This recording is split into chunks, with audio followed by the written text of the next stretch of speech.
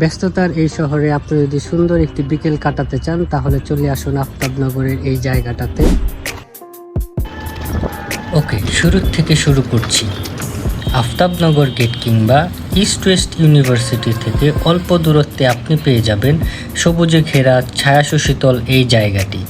এটি বন্ধন মোড়, China project কিংবা বড়ইতলা হিসেবে পরিচিত।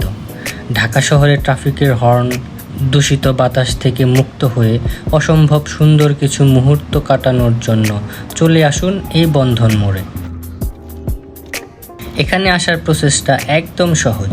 ঢাকার যে কোনো প্রান্ত থেকে চলে আসুন আফতাবনগর, আর আফতাবনগর গেট থেকে রিক্সা কিংবা শাটল বাসে চড়ে সোজা চলে আসুন রাস্তার শেষ প্রান্তে।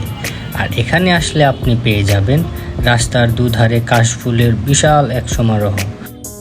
এছাড়াও সবুজের সমারোহ আপনার ক্লান্ত হৃদয় মনকে সুশীতল করে দিবে।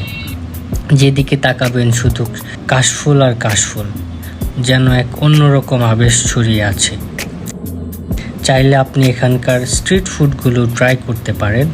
এছাড়া ছুটির দিনে ফ্যামিলি এবং ফ্রেন্ডসদের নিয়ে ছোটোখাটো আউটিং কিংবা পিকনিকও সেরে নিতে পারেন।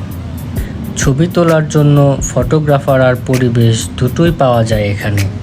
চাইলে আপনি কিছুক্ষণ নৌকাও ভ্রমণ করে নিতে পারেন, মন্দ লাগবে না। নগরায়নের ভয়াল থাবায় এখানকার জলাশয়গুলো প্রায় হারাতে বসেছে।